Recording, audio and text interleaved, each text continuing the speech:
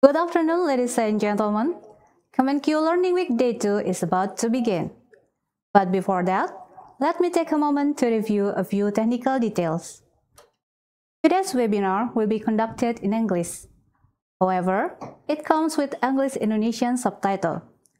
To pop up the subtitle, click the three dots icon on the right below, choose Caption, Enable Translation, and choose the caption language either in English or Indonesian.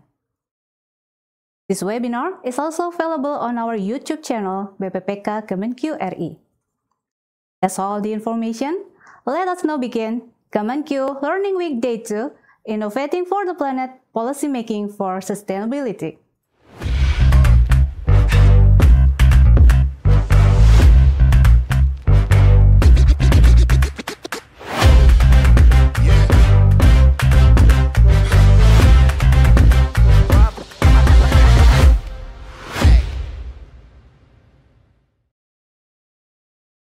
Good afternoon, ladies and gentlemen. Assalamualaikum warahmatullahi wabarakatuh. Welcome to Kemenq Learning Week Day 2, Innovating for the Planet, Policymaking for Sustainability. First of all, I would like to thank God the Almighty that has given us blessings to virtually attend this webinar. And I would like to extend a very warm welcome to the Head of Financial Education and Training Agency, Bapak Andin Hadianto, President Director of Indonesian Environment Fund, Bapak Joko Triharyanto, and our special guest speaker, Mr. Richard Sammons. My name is Iva Kurnia Dewi, and I am honored to be the Master of Ceremony at this event. Best regards to all participants who have joined us on the second day of Kemenq Learning Week, where we will continue on a journey of learning, reskilling, and upskilling. And I'm very pleased to announce that we have hundreds of participants who are joining this event via Zoom and YouTube at the moment. Dear participants, to officially open this webinar, we are pleased to listen to the keynote speech delivered by President Director of Indonesian Environment Fund, Bapak Joko Triharyanto. Good afternoon, Bapak. Yeah, good afternoon. How are you, Bapak?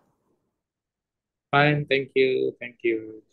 All right, that's great to hear that. And Pak Joko, the screen is yours. Ya, thank you. Assalamualaikum warahmatullahi wabarakatuh. Om Swastiastu, Namo Buddhaya, Salam Kebajikan. Good afternoon, esteemed guests and colleagues. So we are very truly delighted, to have you all with us for this webinar. And thank you for taking the time to be part of this important and timely discussion.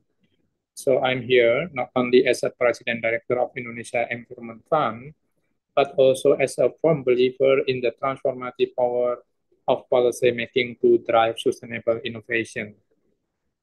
Today's session, with the title of Innovating for the Planet, Policy Making for Sustainability, come as a pivotal moment. As an environmental challenge become more pressing because now, as we know that we call it triple planetary crisis from the climate crisis, biodiversity crisis, energy crisis, and also food crisis.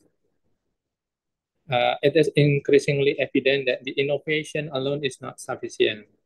We must rethink how we define progress and structure policy. And what we need a strong, inclusive, and also forward-looking policy framework that can guide us, support us, and also sustain meaningful change across all the sectors.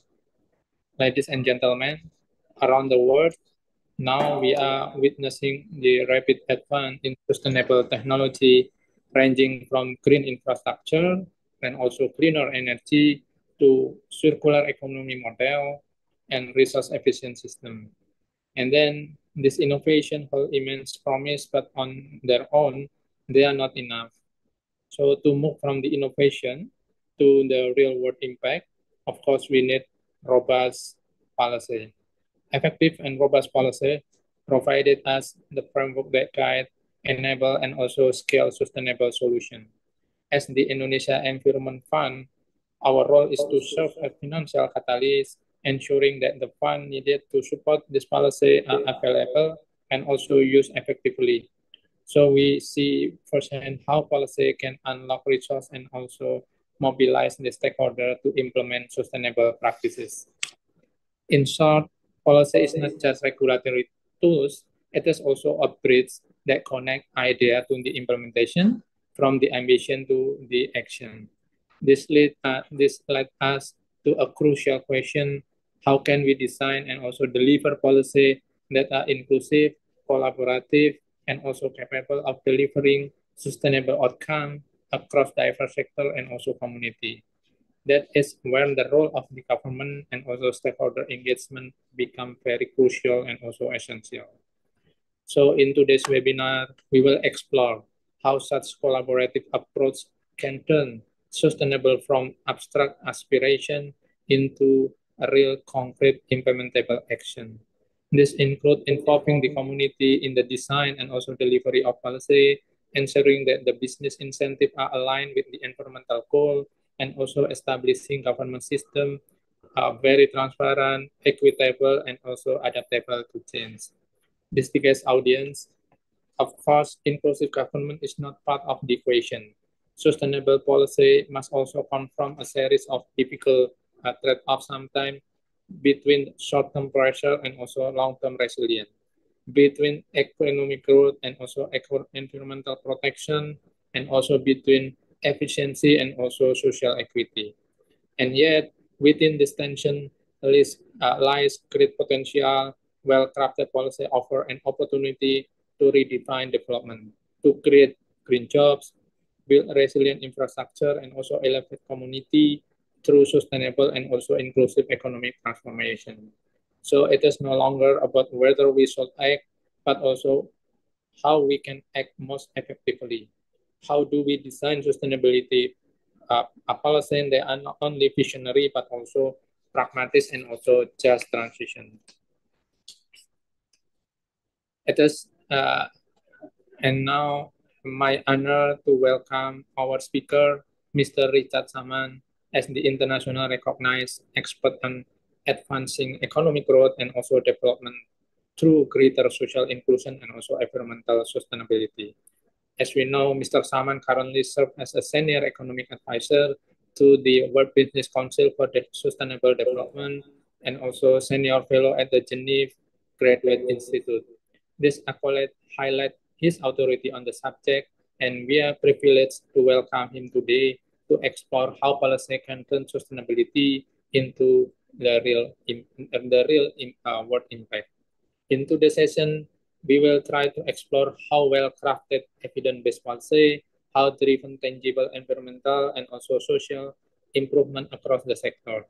Drawing on the insight from Mr. Samanku, human-centered economic, the living standard of nation, we will examine how rebalancing economic priority by aligning growth with social inclusion, environmental protection and security, and also institutional strengthening can be redefined the sustainable development.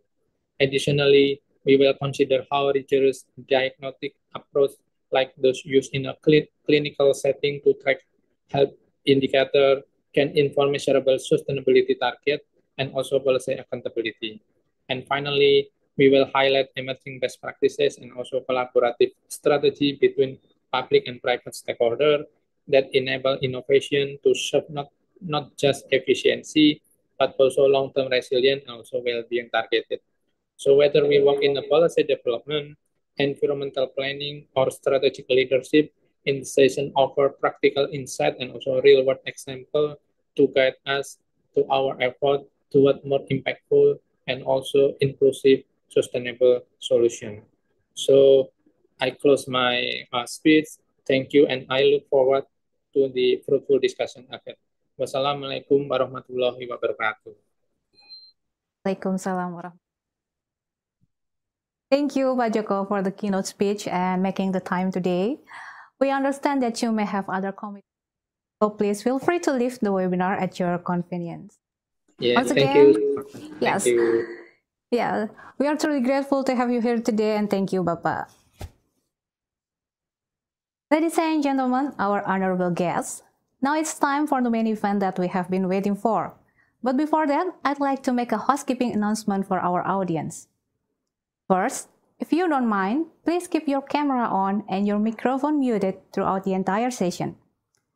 Second, the talk will go on for about 40 to 45 minutes, followed by a 15 minutes of Q&A session. Feel free to ask your questions, and there are several ways to do that. If you're joining from Zoom, either write down your questions into the Zoom chat, to which I will read them, or click on the raise hand button and I will call your name when it's time. And if you're joining us through live streaming on YouTube, please write down your questions into live chat and I will read them. Last but not least, do not forget to fill in the evaluation form that we will share at the end of the session. Only those who fill in the form are eligible to receive the certificate. Okay, now allow me to introduce our distinguished speaker, Richard, who will deliver his talk, Innovating for the Planet, Policymaking for Sustainability. Richard Simmons is a globally recognized expert on enhancing economic growth through social inclusion and environmental sustainability. Author of the acclaimed Human-Centered Economics, The Living Standards of Nations, he currently serves as Senior Economic Advisor to the World Business Council for Sustainable Development, Senior Fellow at the Geneva Graduate Institute, Non-Resident Senior Fellow at the Brookings Institution, and Special Advisor to the UN Economist Network. Previously, he held leadership roles at the International Labour Organization, World Economic Forum, and Global Green Growth Institute, and served as an economic policy advisor in the Clinton administration and to U.S. Senate Democratic leader Thomas A. Deschel. Ladies and gentlemen, please join me in giving a warm welcome to Richard Simmons. Good Thank you so afternoon, much. Richard. Hello, how are you? I'm good, thank you. And it's a pleasure to have you with us today. The pleasure is absolutely mine. Thank you very much for inviting me. All right, so without further ado, allow me to present you our speaker, Richard Simmons. The screen is yours, Richard. Thank you. And it's really is such an honor and pleasure to be with you today and during your learning week. And I am going to provide a bit of food for thought, I think. It's not just learning. I think it's about trying to expand horizons a bit. What makes this particularly pleasurable is that much of the material that I'm about to walk you through and to hopefully stimulate your thinking about was conceived in part in Indonesia. And the reason I say that is that I used to be, among other things, the G20 Sherpa for the ILO during Indonesia's presidency. And I was writing the book that much of the talk is based on in 2022, which includes some of the time that I was traveling back and forth from Indonesia. In a way, you could think that some of this material was born of thinking on your soil and in Indonesia. Now let me share my screen so we can give you a bit of some sort of a visual here that will help you absorb the material that I'm going to go through. And the talk I'd like to give today is about what our opening speaker talked about, which is thinking about how one rebalances or strikes a good balance, as he put it, between the demands of growth and economic activity on the one hand, and the need for that growth to have a pattern which is socially inclusive and environmentally sustainable and really promotes resilience and the basic dignity of people. And my concern over the years is that the economics profession, the academic discipline of economics, hasn't really yet struck that balance. It's been primarily focused on the first part of that balance, on increasing production, creating growth, which is very important. But the pattern of growth, what I call the social quality of growth, has not been an explicit focus, and therefore it makes it more difficult if we rely on that traditional thinking that economics teaches us. If what we want to do is to achieve what Director Haryanto mentioned before, which is to strike the appropriate balance here between these social, environmental, sustainable development objectives on the one hand, and the need to increase efficiency within the economy in order to try to generate higher production. So I'm calling this talk structurally reforming, or you could say rebalancing economics for the 21st century. And this comes down to finding a way to internalize the social contract, because that's usually the way we think about what we want as the right balance in an economy. It's a bit of an abstract notion, typically social contract. How do we internalize that? What I call the social quality of growth in macroeconomic theory and policy in the context of our century, where we're seeing growing disruption from a number of things, but particularly digital, environmental trends, but demographic and geopolitical as well.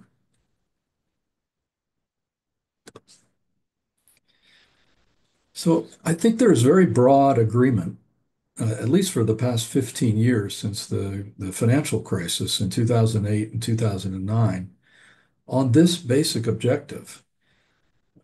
We have seen in countless declarations internationally since then, and almost every institution internationally, governments, leaders of governments have been calling for economic growth to become more inclusive, sustainable, and resilient. We all know that we wish to accelerate progress toward the Sustainable Development Goals, the SDGs, and the Paris Climate Agreement targets. There's similar degree of consensus directionally around the need to do what is necessary to meet Paris targets and the SDGs, which is to internalize these social and environmental externalities in economic policy as well as business decision making. And that boils down to renewing our social contracts, updating them to reduce inequalities and improve the attainment of social justice. So there's a resounding consensus in the world around these broad directional objectives. They're reflected in countless intergovernmental commitments, including, by the way, the G20 pronouncements, like your government was so successful in achieving in 2022. But what does that mean in practice, particularly for the conduct of economic policy? It means, in effect, that we need to replace a narrow view of economics, often called neoliberalism, and a narrow view of our growth and development model, which is typically captured in the phrase the Washington Consensus, which is about improving resource allocative efficiency in economies, which is very important, and improved capital formation. This is the bedrock of what economics has taught us. It remains very important, but it may be necessary, but it certainly is not sufficient, as one can see from the weakness of outcomes in many countries in terms of social inclusion and environmental sustainability and the resilience, whether systemically or in very human terms, of our economies. So that's what it boils down to below the surface of the political aspirations. And what does that mean in turn? It means essentially that we've got to think about, as Director Haryanto had mentioned in his introductory remarks, rebalancing growth and development so that we render it, in fact, more human-centered in the sense of being more inclusive, sustainable, and resilient. Now, there's some pushback on the part of the government in the US, but I think that what I've just described is going to remain as the global consensus for years to come in terms of the direction that we want to go. What's missing a bit is the action. A large gap remains between aspiration and action, rhetoric and results on the part of pretty much everybody, our political leaders, but also their economist advisors, including the major international economic organizations. Yes, there's been improved diagnosis of the problem. We've set a lot of goals. We've improved our measurement, including in the beyond GDP area. We've been kind of tinkering a little bit with how do we improve the measurement of production so that we take into account non-market aspects that matter for economies.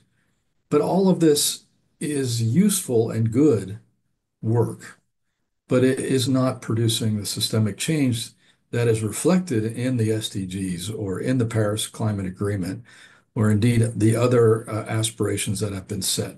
So my book, what I'm talking to you about today, about human-centered economics, the living standards of nations is the name of the book, basically was written because I was concerned about this disconnect between the consensus objectives, nationally and internationally, in this regard, and the movement on the ground within economies, and more fundamentally, the movement within the economics profession to try to support that.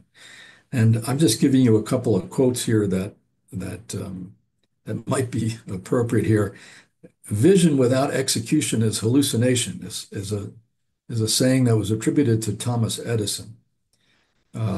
So having goals is good, it's important, but without execution, it's just a bit of a mirage. And Albert Einstein is reported to have said that imagination is more important than knowledge.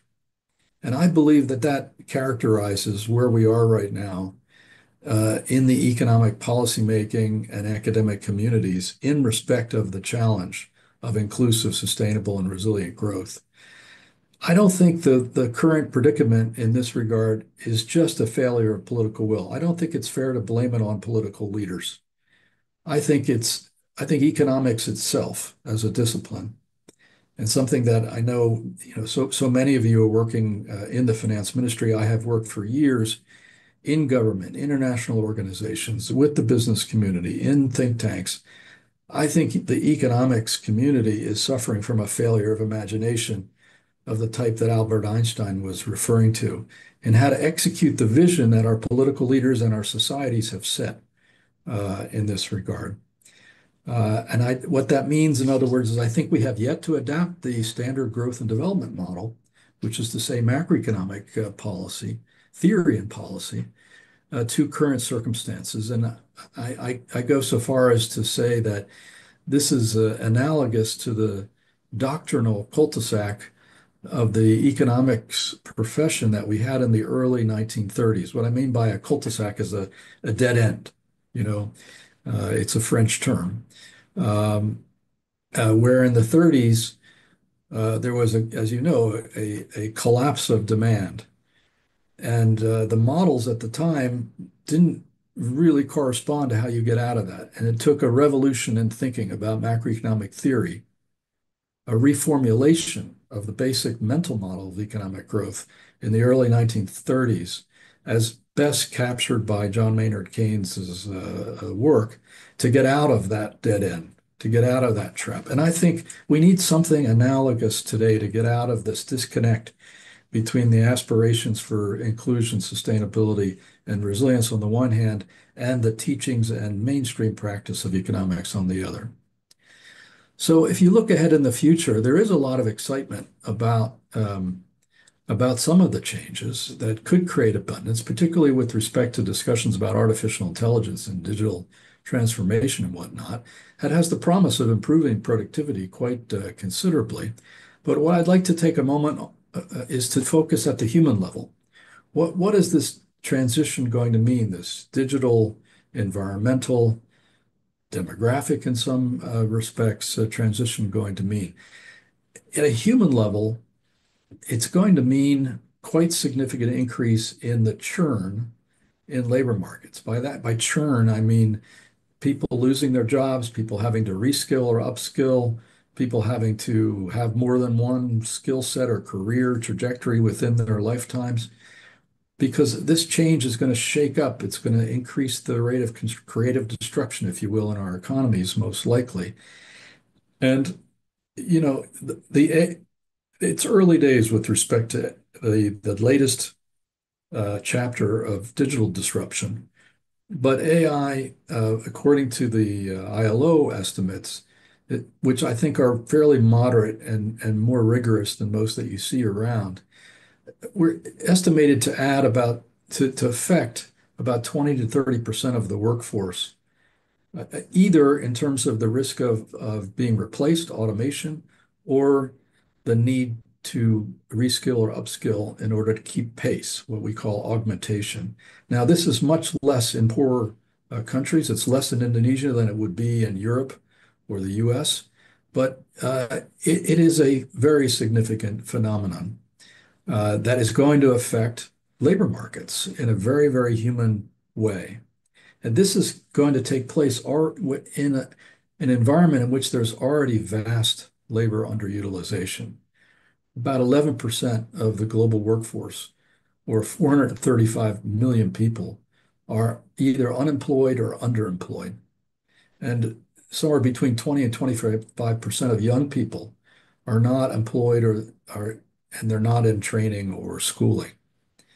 That is a lot of labor underutilization as a base. And then to think that we're going to add the climate transition, energy transition, and the digital transformation of AI affecting services industries on top of that, that should give us all a lot of pause.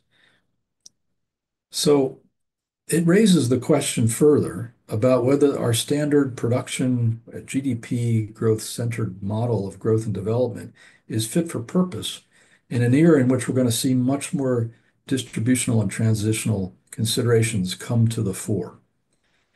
And that's a second reason why I was moved to have a deep reflection about whether the mental model we have of economic growth and development is going to be fit for purpose in this century. So what this particular book does, is Human-Centered Economics, the Living Standards of Nations, is it suggests a fundamental reformulation of macroeconomic policy to rebalance the traditional emphasis placed by the discipline on production relative to what I call diffusion or distribution, and rebalance the emphasis traditionally on markets relative to the role that institutions of a wide variety play on enabling that diffusion across the economy. What I mean by diffusion is to both expanding the access to the process of economic growth and the benefits from it. And then thirdly, to rebalance as a result of that, the primary emphasis we have traditionally placed on national income growth, GDP, as it's usually measured, relative to what you might think about as really the bottom line of what economies are all about, which is not producing more stuff, not racking up higher GDP. That's a means. That's a rather abstract statistics when you ask a family sitting around their kitchen table.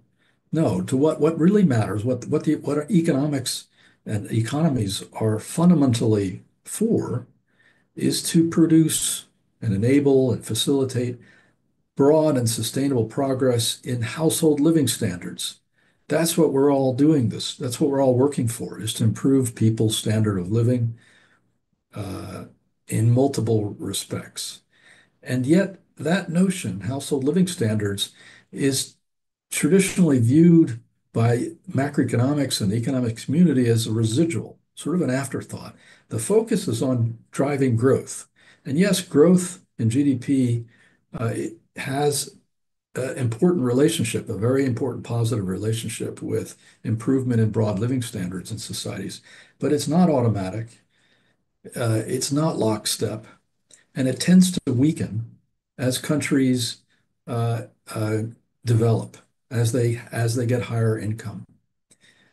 Now, I strongly believe, and I've lived through this, that the economics profession was behind the curve in the last 20 years on these distributional and transitional considerations during globalization, the big phase since the turn of the century on globalization and the earlier phase of digital transformation. We need now to do a much better job in the next phase of this big transformation, this digital, environmental, demographic, and potentially a lasting geopolitical transformation in the world economy over the course of the next 20 years. And that, I submit to you, requires some modification of what I call the source code, the theory, and the operating system, which is to say the way we conduct national policy and international organization advice and analysis of capitalism. I do think we have to go back to, not unlike in the 1930s, reevaluate the adequacy of the basic mental model that we've been trained with in this regard. And here you see at the bottom, just something I'm going to signal, I'm going to unpack this a little bit further for you, is that the mental model, the basic mental model of growth and development revolves around something that those of you who have gone through university economics know as the aggregate production function. It's a mental model of how you improve the supply and the efficiency of capital, labor, and other factor inputs in order to help improve the productive output of an economy, GDP. As I say, that's really a means. That's an input to what economics is really about, what our societies really expect from us, which is social welfare, not production per se. The aggregate social welfare, what I call median household living standards. So if we're going to rebalance macroeconomic theory and policy to address these increasingly significant distributional and transitional challenges in this century, we've got to think about how we move from that production-centered model to a broader model that includes the importance of growth and GDP production and improve resource allocation efficiency, but doesn't think that's sufficient. Thinks about what you need to couple with that to get the right composition and pattern of outcome, which is to say aggregate social welfare improvements. So what I'm going to do is take you through some practical components of what I suggest needs to be done in economics and economic policy making to travel that distance, to make it more practical. I've made the basic case for this, but now I'm going to lay out to you some of the tools and policy frameworks that I think can be useful in traveling this journey of reformulation of economics and rebalancing of it. And the first thing I want to do is to suggest a new notion, if you will, called economies have what I call social welfare gaps. Those of you who are economists or who work around economic policy are familiar probably with the term an output gap. When an economy is operating below its productive output potential, we call that an output gap. And a lot of work goes into, I'm sure, in the finance ministry and in your central bank about how you think about improving the growth potential of the Indonesian economy and narrowing the output gap. In other words, how the economy is performing currently in terms of GDP growth relative to its potential. That's called an output gap. I submit to you that we need to be thinking about an analogy from the other end of the telescope, which is from the kitchen table perspective of household living standards. And that can be considered as what I call a welfare gap. And that is the distance between where your median household living standards are in these 5 dimensions under number 1 and the frontier for countries at your level of economic development, say lower middle income countries, for example, in terms of outcomes of household living standards and enabling policies and practices that support it. And basically, this is a simple model of household living standards, the things that really animate whether that aggregate social welfare is moving forward at the family and community level. Employment and entrepreneurial opportunity, disposable income, the availability and affordability of material necessities, economic security, which is particularly social protection, so the family household can withstand an adverse economic shock, and environmental security as well. These are the 5 dimensions in which people sort of evaluate their living standard and their family's living standard, and whether they're doing better and whether they have confidence in the economic leadership of their country or their jurisdiction as the case may be. That's a very simple model, but it's amazing that the economics profession has never really taken living standards at a household level seriously to break it down, create a simple model, and then take a look at how countries do relative to each other at the same level of development, at least as defined in terms of the typical way, which is GDP per capita. So I've done that, and I've provided some data, and what the data finds is it's very interesting that there is a wide degree of disparity among countries at the same category, in the same category of development, as to say upper middle income countries against upper middle income countries, lower middle income countries against lower income countries, et cetera.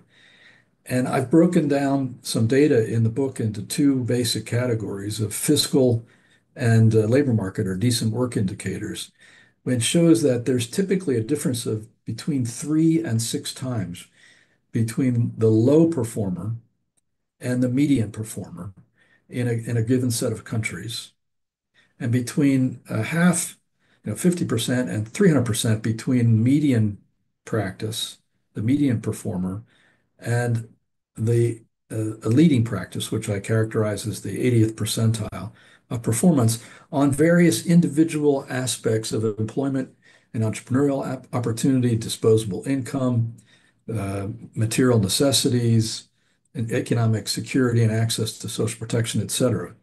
And in that regard, I'm going to just uh, walk you through a little bit of what this means. Let me put up here some of that information for you. You just bear with me for one moment.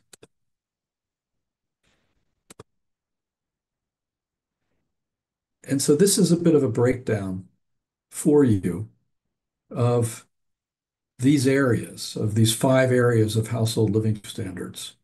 So take the first one, for example, employment and entrepreneurial opportunity. It turns out that there are many dimensions of policy, of institutional strength that really matter for the breadth and the strength of that opportunity. And I put on the screen for you, just to give you a quick example, familiar areas, but people sometimes don't realize that there is quite an important connection between these areas. The way a country manages its competition in rents, the incentives it provides for investment in real economy, productive capacity, as opposed to exchanges of existing assets, and then labor force skills, transitions, and participation. And you'll see under each of these areas, if a country really wants to think about optimizing, getting the best degree of opportunity out of its economic policy for its median households, then each of these areas of policy need to be thought about in that light and continuously improved and strengthened over time. Let me take you through a couple of additional aspects of this, just to give you, maybe you can see it better now. On disposable income, you can see on the left side different policies and institutional mechanisms really have a strong influence on how widely disposable income is diffused within the economy. Minimum or living wage regulations, the strength of worker rights, taxation of wage income relative to the treatment of earned and unearned income, non-wage compensation, the incentives for companies or enterprises to provide pensions, dependent care, health insurance, and other things. And very importantly, the availability and affordability of material necessities is a third dimension of household living standards. And regulation, policy incentives, and outright subsidies really matter for many households in their basic standard of living. And I note in this regard and salute your current government's recent initiative, if I understand it correctly, to expand very considerably the amount of free school meals for kids to improve their learning capability and improve their basic health and ultimate long-term potential, human potential by having a nutritious, important meal at least one time a day. That's another example of a subsidy that goes to strongly influence the lived experience of people, particularly people that are from the poorer echelons of society. That's not usually thought about in standard economic policy, right? Which is about growth per se, production in the economy. And then just to quickly, just to give you a sense of the last couple of areas, which is on the economic security side, which encompasses social protection, worker protection regulations as well, and asset building or wealth accumulation policies and incentives. And last, environmental security, where policies in each of these areas really matters for that. And so you will see in the book some tables that show what I mentioned before, this very large disparity on key indicators of fiscal expenditures and revenues on the one hand, and labor market indicators, what we call decent work indicators, on the other. At country Between countries at the same level of economic development, in the four levels of economic development that the World Bank uses to classify countries. You can look at that at the book, which is an open access book at your leisure. I'm going to stop sharing this data, very difficult to read um, presentation, and go back to the other one. But I think the point I wish to leave with you in this regard is that institutions really matter. These kinds of policies in many disciplines across many ministries really matter for that striking that balance. And what I've tried to do is to systematize that. Is that basically to make an argument that those that institutional ecosystem affecting these five areas of household living standards should be thought of as an economic function in itself, what I call an aggregate distribution function. What I just described to you, the policies in all those areas, they are the de facto income distribution or living standards diffusion mechanism underpinning market economies. It's not understood as such. Usually we think about policy in this area or that area in a very separate and distinct way. But the whole panoply of institutional strength across those areas, effectively, that is what gives effect to a country's values with respect to inclusion, sustainability, and resilience. Uh, what you might think of as the social contract. The problem is that the social contract is a very vague and philosophical concept typically. What we need to do is to instrumentalize that in economic policy making. And arguably the best way to do that is to internalize it within our mental model, which is to say the theory of economic growth and development. And so I have done that by characterizing that as an aggregate distribution function that needs to sit alongside with equal emphasis the traditional aggregate production function. And it's the combination of the two that yields the ultimate objective of economics, which is to improve social welfare in aggregate across the society. So what you might think of what I've just described as a whole of economy, whole of government approach to mobilizing that better balance with respect to inequality and inclusion, sustainability, and resilience. So again, that's, I think, a very important concept if what we want to do is indeed to try to rebalance our economies. Now, I'm putting this in notation for you.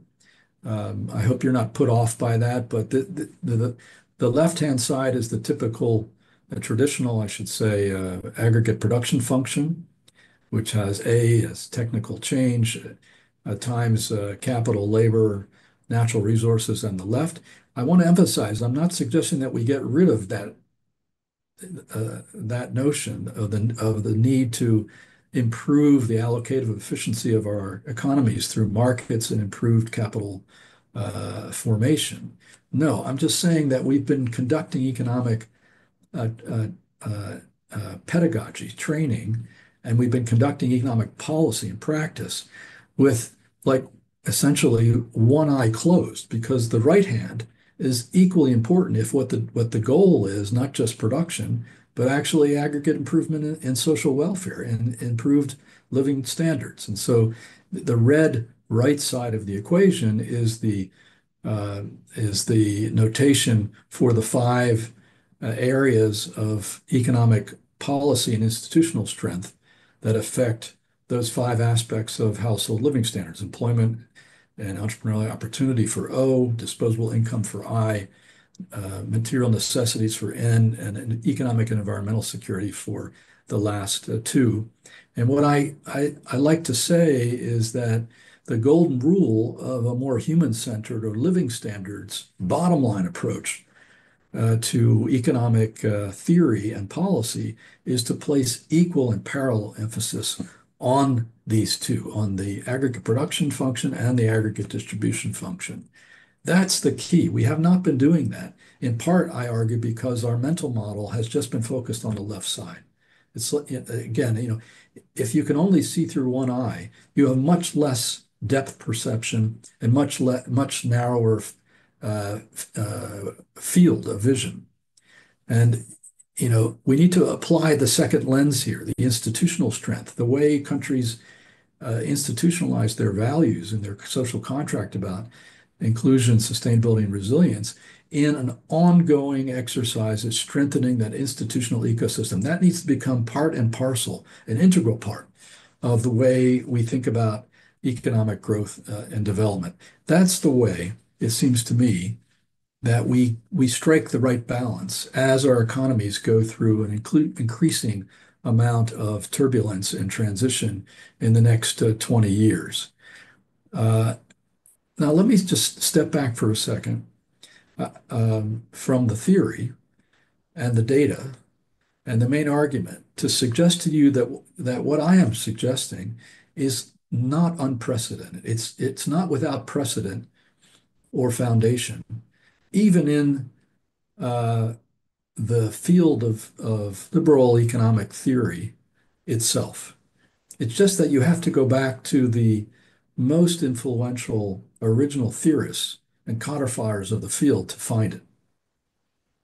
So there's a chapter in this book, the third chapter, that looks at the history of economic thought and basically asks the question, is this imbalance, only looking at productive output and resource allocative efficiency, was that baked into the original conception of economics, going all the way back to Adam Smith, or is it something that developed more recently?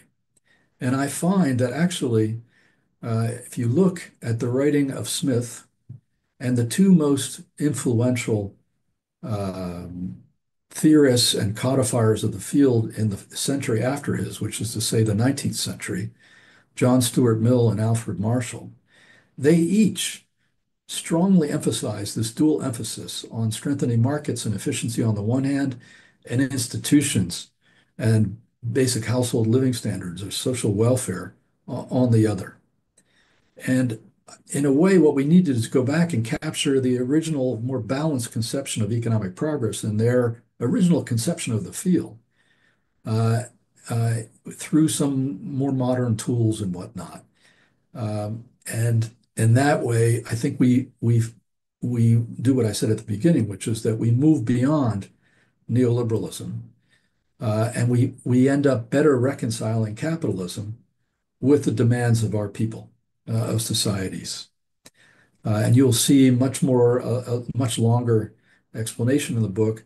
Secondly, I reflect a little bit about what this means in terms of John Maynard Keynes' own work about almost 100 years ago to strike a better balance between the focus on productive output on the one hand and social justice and aggregate social welfare on the other. And I argue that his work was very explicitly aimed at doing so through fiscal and monetary policy reform. And I'm arguing effectively what I've described to you today would be a complement to his tools, uh, more focused on the structural and institutional policy. I believe it's the combination of the two, a smart use of fiscal and monetary policy to do what he was after, which was try to ensure full employment and adequately priced capital. Um, that needs to be complemented with this ongoing institutional deepening in the areas of the social contract. It's the combination of the two that I think will yield what he was, after, which is striking this better balance between capitalism and social justice. Last point I guess I would make is that doing what I'm suggesting, it would be tantamount to two things. One, uh, it would give practical effect to this just transition concept, which you may have heard about in the context of climate change and environmental degradation, that if we're going to be moving to change our energy systems and to improve the environmental performance of our economies, there's going to be some dislocation. That transition for people needs to be a just one, a socially just one. And that is an agreed concept. It's another one of those universal consensus agreements on the direction, but there's no operational framework, either within companies or policy making at the national level to do that yet. And yet, what I'm suggesting with this change in the mental model of growth and development would be exactly that, because we'd be placing equal emphasis on the things that would really matter for people who are going through that type of a labor market transition. And for those of you who study economic theory and the history of economic thought, we're operating still on what's called a neoclassical Keynesian synthesis model of growth and development.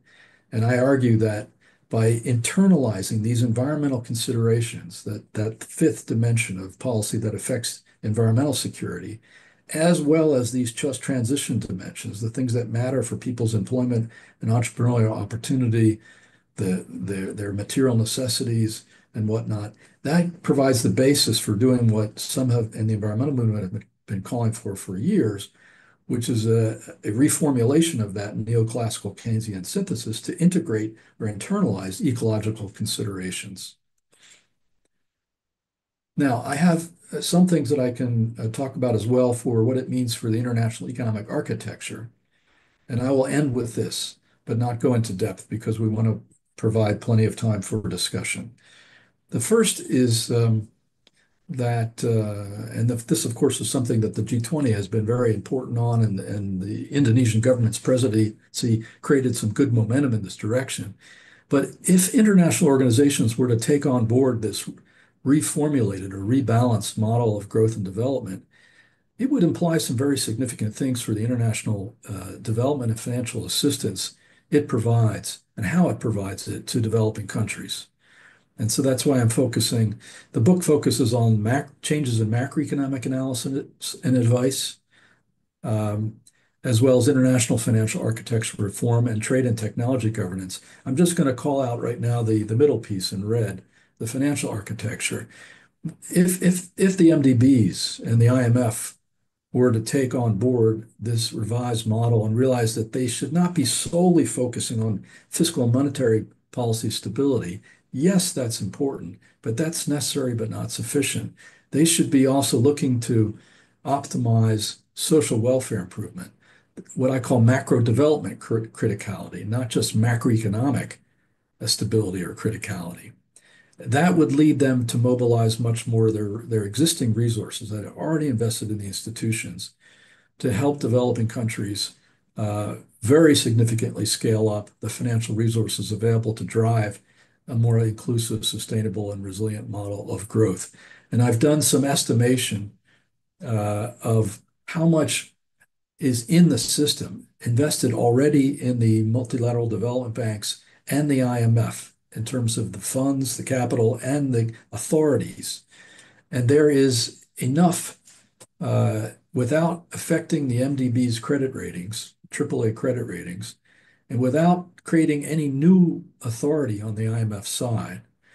There is enough resource in those two institutions to triple I said triple ODA-related flows to developing countries, to about 110 to low and lower middle income developing countries for each of the next 7 years. In other words, for the better part of a decade. That's without asking any rich country's legislature to appropriate additional bilateral aid or additional capital infusions into these institutions. That's how much installed investment there already is in the international financial architecture to help us meet our SDGs and to help us meet the Paris Climate Agreement. I go into much greater detail in the book. This is just, I'll end with this, is just a graphic to show the different elements of how that would stack up. It's remarkable. These are underutilized assets, the fund and the MDB system. And while the G20 has taken some initial steps in that direction, they are just a fraction of what could be done if we were serious in this regard. And I think it goes back to what I started with, which is having a different mental model of what these institutions and what economics is all about. It's not just about optimizing production. You've got to think about the distributional and transitional aspects at a people level. You got to think about living standards, what matters for them, and for the most part of them. And if you do that and you rededicate and rebalance your national economic policy so that you put that institutional deepening on the same level, with all due respect, to the things that our finance ministries typically focus on, which is the overall fiscal balance of a country, and monetary and price stability, as important as those are, we begin to think about in a different way how we use our strategies to achieve the purpose that our politicians have been calling for. Let me end it there, and very eager and happy to take comments and questions. Thank you very much.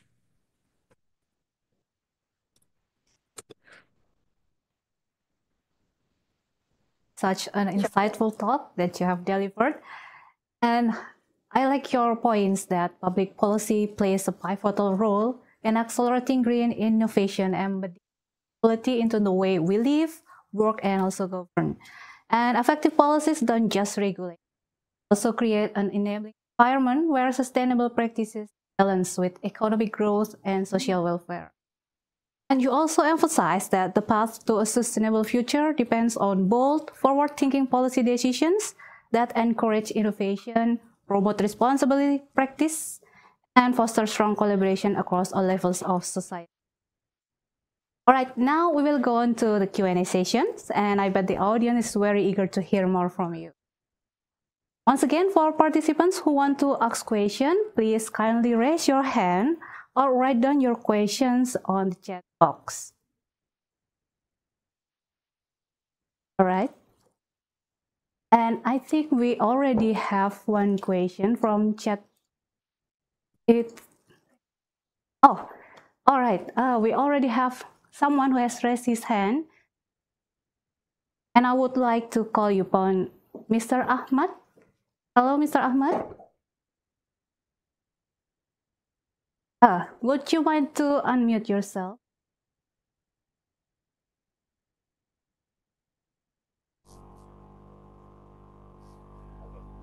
Afternoon, Mr. I still couldn't hear you.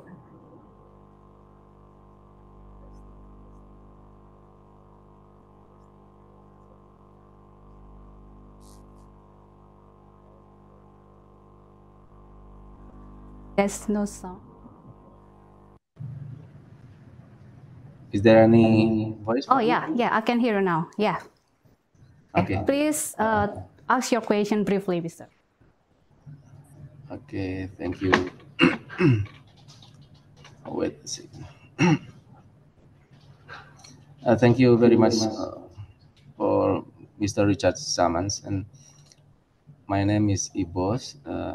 I'd like to ask just maybe a simple question about this. Thank you for your explanation about your book. For my opinion, today's macroeconomic models were largely built in the era before artificial intelligence, or much more before the era of artificial intelligence, climate disruption, and extreme inequality became central challenges. My question is, how realistic is it to expect this outdated framework to get us effectively through the profound transition of the 21st century? Should we not be fundamentally rethinking these models, including integrating ethical boundaries for the use of AI, for example, to ensure that economic progress align with social justice, sustainability, and human dignity? I think it's the my question. Thank you, sir.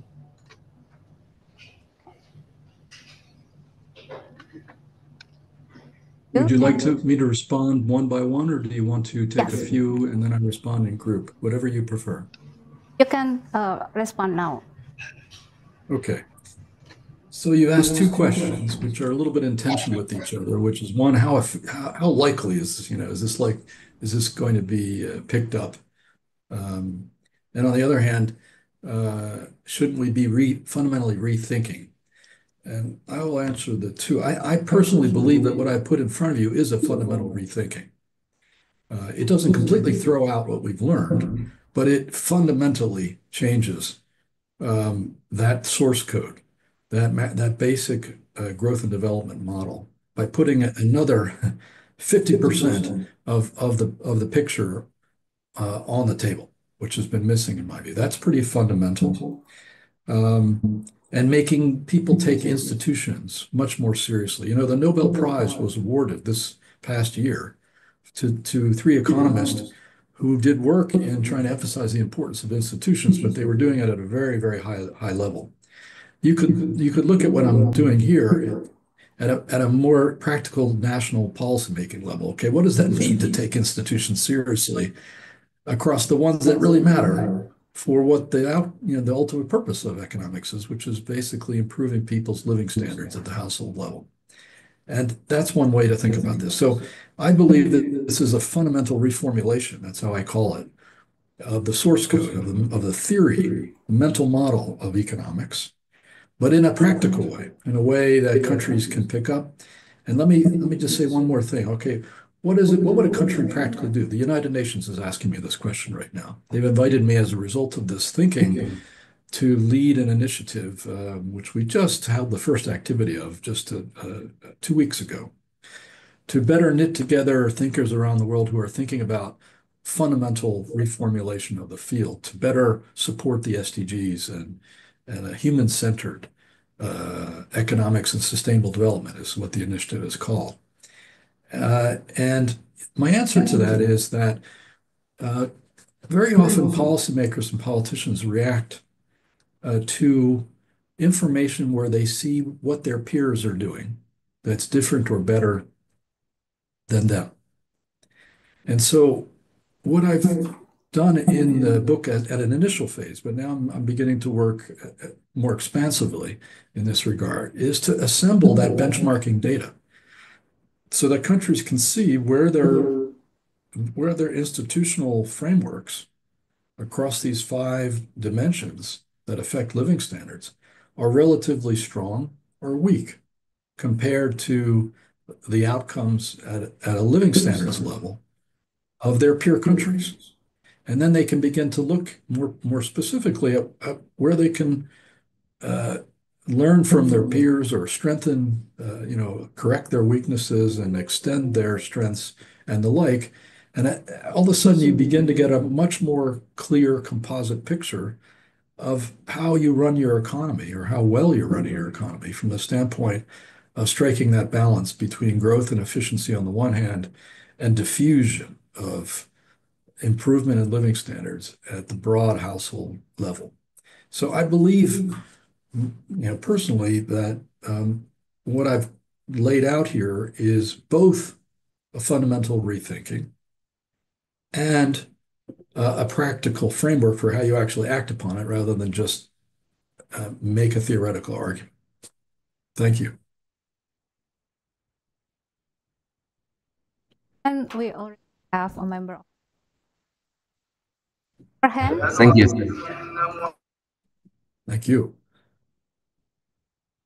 Okay, I think we have Miss Olivia who already raised her hand. Olivia, please ask your question shortly.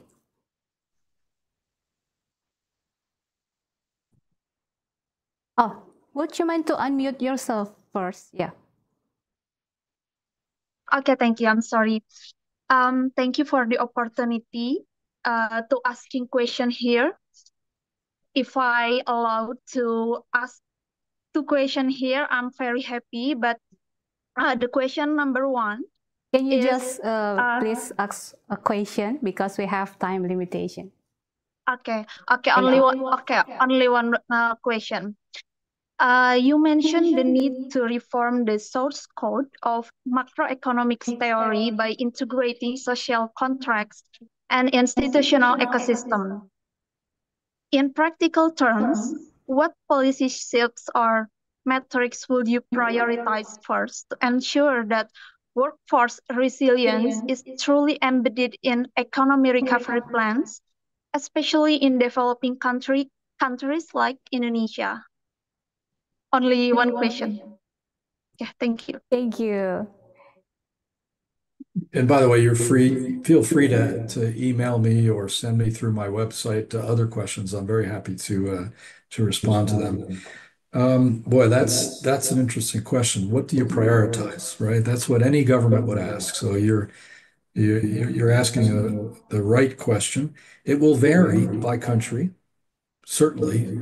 As I say, across those different dimensions of institutional strength, some countries will be relatively strong or weak compared to their peers, and that's my argument, is that they should first do some analysis, and this is what the MDBs should be helping countries with. This is where they would really have the expertise, and not just the World Bank. It's like there are different international organizations that have different analytical capabilities. Like the ILO has got the leading capability on the labor market side. And there's a proposal in the book for more of a joint analytical support mission to countries to do this analysis. So that's a very general answer to your question, which is probably not very satisfying to you. If you had to ask me what would be the most important areas for most developing countries, it's different for richer countries. I would say that first they need to take a look at what their spending is right now, their fiscal expenditures are on some of these key human aspects, which is to say the things that support labor market opportunity and the basic necessities of their people to have a dignified life. So that affordability and availability of material necessities in those key areas of necessities, those are really central for countries to look at. And then to do a good job on them, to be candid, there has to be sufficient domestic resource mobilization. So the countries should really take a look at how much and how well they are mobilizing tax resources from their populations compared to their peers. Many countries are way below in terms of their resource mobilization for these basic public investments that are necessary to kind of set the table for broad social participation in growth, in both the process and the benefits of growth. And that in turn depends on whether they're collecting taxes from the areas of the economy that really are productive or not.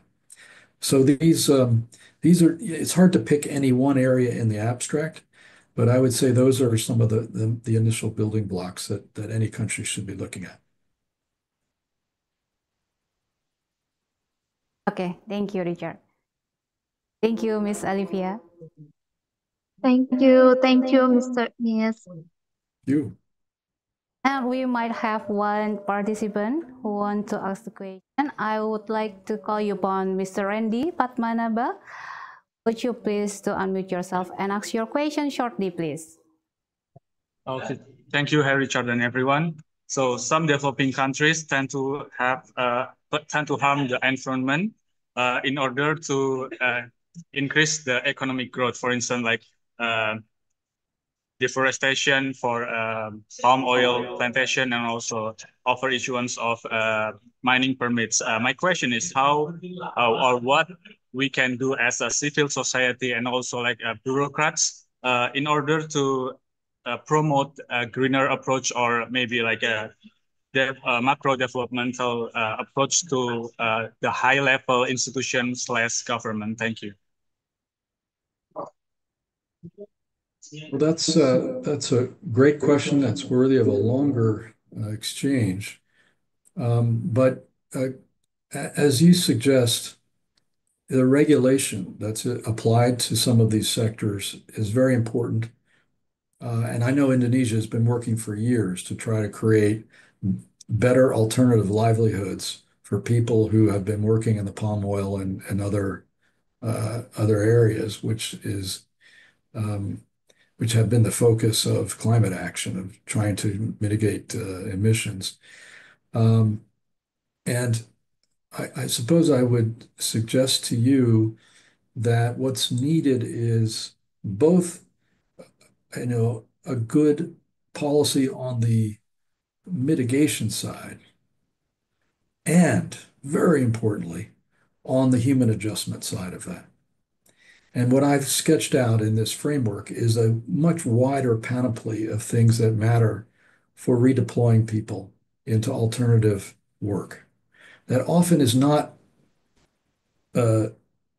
implemented alongside the environmental policies, either at the global level. For years, the COP process has really only been looking at the environmental and technological issues. They have not been looking at the human issues, right? But also very importantly at the national and regional level, because it won't succeed unless there's investment and policy incentives in place that offer it at least as much job and entrepreneurial opportunity as was the case with the sectors that we're trying to move away from or to reduce in some fashion. It's a very general question, but it's very much specifically the challenge. And what's so interesting about your Learning Week, as I understand, is you've got finance ministry staff as the core, but you've invited other ministries as well. And that's exactly it. If you have a human-centered approach to how you think about growth and development and the importance of this wide panoply of different institutional areas of strength, then you have to have a whole of government approach. You've got to have a interministerial, either at the national or regional level, approach to designing your sustainable development and your NDC, your nationally determined contribution climate plans. So, but it needs to be done on the basis of a wider aperture, a wider lens across these different dimensions than has traditionally been the case. That would be my first suggestion for you. I think we have time for one more question, if you wish. Okay, thank you, Richard. We have one more person here who wants to ask a question, and I will give the opportunity to Mr. Ilham. Yeah, please unmute yourself and ask your question. Okay, thank you for the opportunity. My question is, right now, Indonesia is still classified as a developing country, but it making it difficult to meet the sustainable development that is set by the Western nation, which have already advanced economically and in human resources. This country have historically caused significant negative impact due to past related to the Industrial Revolution. Say so. So, what should Indonesia do amid this tightening and strict global standards? Thank you. Well, thank you. I think I understood your question, but I think I think Indonesia, which is one of the most important countries in this whole journey about climate, but also is so important to the world economy. It's one of the largest economies and populations in the world.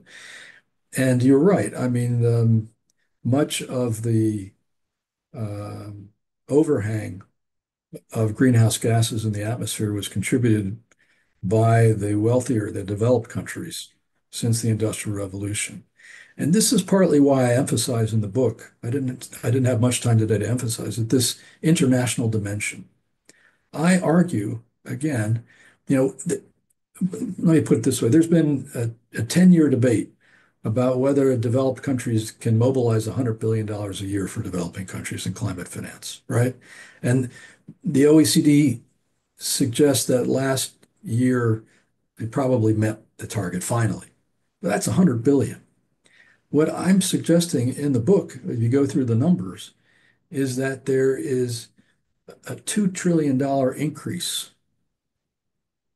possible over the next 7 years. So that's what? That's 300 billion a year in addition to current levels of ODA-related financing for developing countries, lower middle income and low income. So that includes Indonesia. That's possible if those institutions were better utilized in this regard. What does that equate to at a national level? If you're a finance ministry person, that equals between 3 and 4% of GDP for each of 7 years. That's a very significant additional infusion of financial resources that you could say in a way would help to compensate for all the emissions that were put in the atmosphere earlier by wealthy countries. And they wouldn't even have to ask their legislatures for more money. To me, that's part of what climate justice would look like between developed and developing countries. It's also what the world needs anyway. Even people in rich countries need Indonesia to make more progress in sustainable development and emissions reductions or capturing. And so I do think that you raise a really important point, and that the imagination of our international policymakers has been too limited, not just in the macroeconomic theory way, but also in terms of international cooperation. And that would go a long way, I think, toward addressing the challenge that we all have a big interest in meeting. Thank you for asking the question. And thanks to everyone here and to the hosts for inviting me today. I really appreciate the opportunity to share these ideas with you. Thanks. Thank you. All right, Richard, is there any closing statement from you to conclude this session? No, just one of gratitude like the one I just made. I wish everyone well in the learning week. And again, I have real respect and fondness for the leadership that your country has provided and continues to provide in the world. Thank you very much, everyone. Thank you very much for your enlightening presentation. Ladies and gentlemen, please give a big hand to Richard Sammans. Thank you once again for making the time, Richard. Thanks. Ladies and gentlemen, we have reached the conclusion of today's insightful discussions, marking the end of Common Q Learning Week Day 2. To all participants who joined us today, we would like to say thank you for your participation and enthusiasm. Please do fill in the evaluation form by scanning the QR code on the screen or clicking the link in the chat box to give feedback and get a certificate. Stay safe and healthy. See you tomorrow on Common Q Learning Week Day 3 with the theme Navigating Change Together, How Social Connections Boost Workforce Resilience with Professor Adina Yulia Dido from University of Glasgow. I'm Eva. Good day and wassalamualaikum warahmatullahi wabarakatuh.